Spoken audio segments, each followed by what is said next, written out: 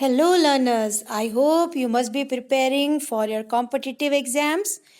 So, in the series of my videos on CDP, that is Child Development and Pedagogy, we will be taking up the introductory part of learning.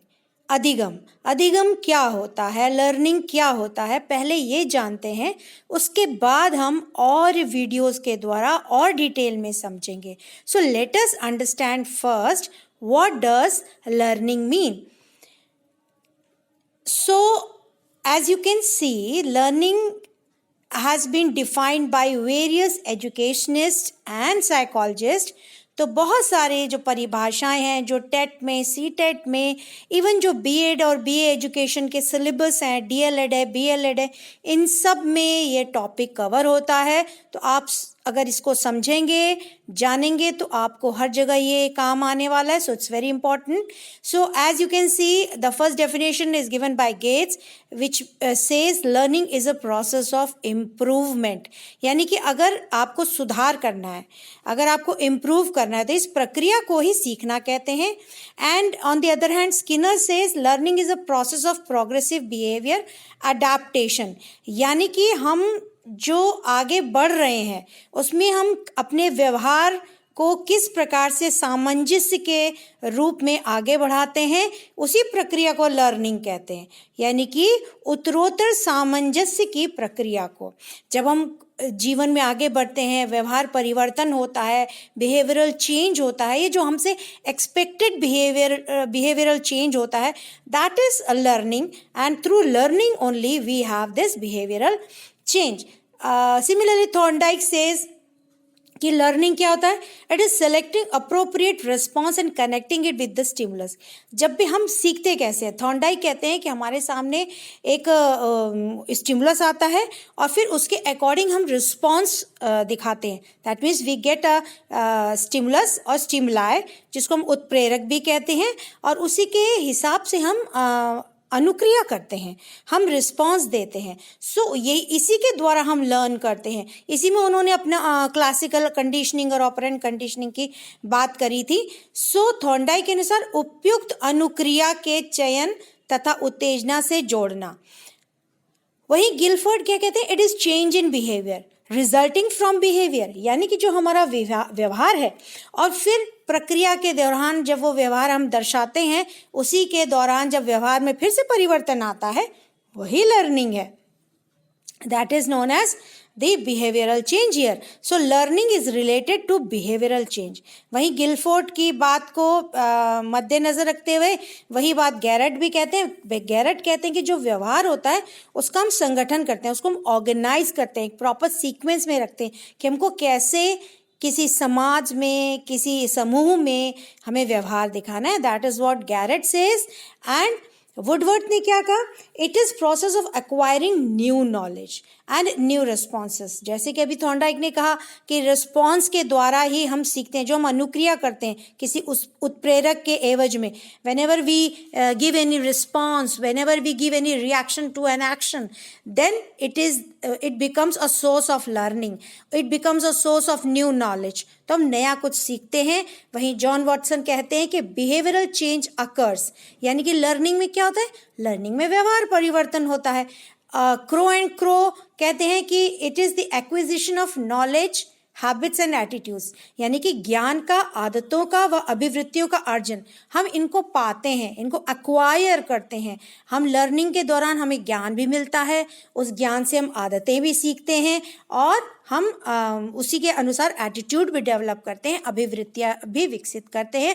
अगर आप इसके बारे में और विस्तार से जानना चाहते हैं तो आप मेरा वीडियो जो है विभिन्न डोमेन्स पे, कॉग्निटिव, साइकोमोटर, अफेक्टिव डोमेन्स पे जो बनाया है, उसको ज़रूर देखें कि किस प्रकार से हमें ज्ञान, आदत और अभिवृत्तियाँ बढ़ाते हैं, डेवलप करते हैं. वहीं गेल्स कहते हैं कि behavioural modification due to experience and training. जब हमको नए नए अनुभव प्राप्त होते हैं, जब हम नए नए प्रशिक्षण के दौर से गुजरते हैं, तो इनसे हमें जो प्राप्त होता है उससे हमारे व्यवहार में एक परिमार्जन आता है, एक परिवर्तन आता है. And that becomes a source for learning. So यहाँ पर भी वही बिहेवियर की बात कही है. क्लॉसमेयर कहते हैं behavioural change as a result of experience, training, observation and activity. Same बात कही, बस थोड़ा सा आगे बढ़ा दिया उन्होंने, ऑब्जर्वेशन एंड एक्टिविटी, यानी कि अवलोकन के द्वारा भी हम सीखते हैं, अनुभवों के द्वारा देख कर, परख कर, क्रिया कर कर हम बहुत कुछ सीखते हैं। इसी के साथ पील भी यही कहते हैं कि change in the individual as a result of environmental change. हमारे आसपास होने वाले बदलाव, हमारे आसपास होने वाले परिवर्तन ही हमारे अंदर चेंजेस लाते हैं, हमारे अंदर बिहेवियरल चेंज लाते हैं, हमारे अंदर फिजिकल चेंज लाते हैं, मेंटल चेंज लाते हैं, और यही कारण बनता है हमारे लर्निंग का। Henry Smith, he says acquisition of new behavior or strengthening or weakening of old behavior due to experience। बहुत अच्छी बात की हेनरी स्मिथ ने कि जैसे जैसे हमको अनुभव मिलता है तो जिस व्यवहार को हम अपने साथ रखना चाहते हैं उसको हम स्ट्रेंथन करते हैं, उसको हम मजबूत करते हैं, ताकतवर करते हैं, और जो बिहेवियर हम नहीं रखना चाहते, जो बिहेवियर समाज के अनुसार, लोगों के अनुसार, परिवार के अनुसार, समूह के अनुसार सही नहीं है, उसको हम लोग कम कर देते हैं, कमजोर कर देते हैं। सो वी स्ट्रेंथन और weaken our behaviour accordingly. The behaviour which is good, the behavior which is acceptable is strengthened, and otherwise if it is not acceptable then it is weakened। तो यही बात हेनरी स्मिथ ने कही। और Einstein कहते हैं कि stop learning you start dying. बहुत इंपॉर्टेंट है, learners try to learn this statement. जिस दिन आप सीखना छोड़ देते हैं समझिए आप मृत्यु के कगार पे हैं, तो आप मृत व्यक्ति के समान हो जाते हैं अगर आप लर्निंग नहीं करते। आप जीवित हैं और आप कहते हैं मैंने सब सीख लिया, that is not possible. So वहीं पावलोव कहते हैं कि habit formation due to conditioning. तो पावलोव ने कंडीशनिंग के बारे में बताया है, इनके एक्सपेरिमेंट है, और मैं बहुत जल्दी इस पे भी एक वीडियो अपलोड करूंगी कि किस प्रकार से उन्होंने एक डॉग पे एक्सपेरिमेंट करके कंडीशनिंग का हमको थियोरी दी थी। तो पावलोव की थियोरी के बारे में बात करेंगे विस्तार से, और इसी थियोरी से हमने सीखा था कि आदत का निर्माण होता है, और जब आदत का निर्माण होता है तो लर्निंग होती है। वहीं जेस्टाल्ट ने होल की बात करी थी, पूर्णता की बात करी थी। He says gain knowledge after observing whole structure. वो कहते हैं वो जब हम पूरी चीज, पूरी आकृति, पूरी संरचना की जब हम अध्ययन कर लेते हैं उसके बाद जो हमको ज्ञान अर्जन होता है that is learning. So gestalt पे भी मैं बहुत जल्दी वीडियो अपलोड करूंगी। आप लोग ऐसे ही देखते रहिए, मेरा प्रोत्साहन करते रहिए, give me motivation, give me comments, give me remarks, and you can ask for any video you want me to upload, और you want to ask something, please post it in my comment box, और जरूर मेरे videos देखते रहें। अब आते हैं आखिरी पॉइंट पे जो हमने अभी तक समझा जाना डेफिनेशंस के द्वारा। So we can conclude easily with the help of this chart. You can see the learning या नेचर की अगर बात करें तो एक बहुत विस्तार से आपको दिया गया है कि इट इज कॉम्प्रिहेंसिव। लर्निंग छोटी चीज नहीं है कि बस पढ़ा और दिमाग में आ गया, नहीं। Learning it includes everything, it includes behaviour, it includes attitude, it includes habit. So it is comprehensive in nature, यानी कि व्यापक होता है।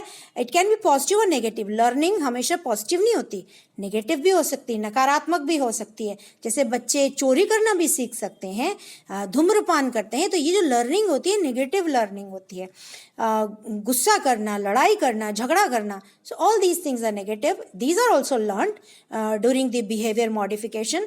और जो लर्निंग होती है एक क्रम से चलने वाली प्रक्रिया होती है, सीक्वेंशियल प्रोसेस होता है, अनुक्रमित प्रक्रिया होती है। It is an active process, it keeps on going on, it is a continuous process till death.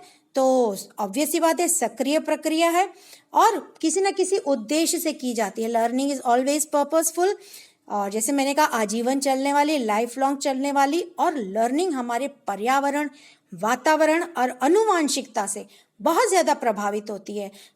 हमारी जो सीखने की प्रवृत्ति है, it depends, the learning depends on our heredity, on our environment, on our community, अपने आस पड़ोस में जो भी है। प्लस लर्निंग इनहेरेंट होती है, स्वाभाविक अपने आप भी आती है लर्निंग कुछ ये हमारे अंदर प्रवृत्ति डेवलप करती है खोजने की। हम कुछ सीखना चाहते हैं, अगर हमारे अंदर मंशा है तो हम और सीखने के लिए कुछ न कुछ नया खोजते रहते हैं। लर्निंग से हमारे अंदर व्यवहार में परिवर्तन होता है, अपेक्षित व्यवहार परिवर्तन होता है, एक्सपेक्टेड बिहेवियरल चेंज होता है। Very very important this point is, and then it brings about behaviour modification. Which is almost permanent. ज़्यादातर जो आदतें निर्माण हो जाती हैं हमारे व्यवहार से वो ज़्यादातर परमानेंट रहती हैं, स्थायी होती हैं। और जो हमारी पुराना ज्ञान होता है उसको नए ज्ञान से जोड़कर बहुत अच्छा हमारा स्कीमा तैयार होता है, वही लर्निंग है। और सबसे बड़ी बात, लर्निंग से हमारे अंदर जो बिहेवियरल चेंज आते हैं उससे हम हमेशा तैयार रहते हैं एडजस्टमेंट के लिए, समायोजन के लिए हम हमेशा रेडी रहते हैं। So in this way you must have understood what is learning, what learning actually means। तो इसी तरह से मेरे वीडियोस देखते रहें और आपको नई नई जानकारी मिलती रहेगी, आपकी तैयारी होती रहेगी। Thank you for watching.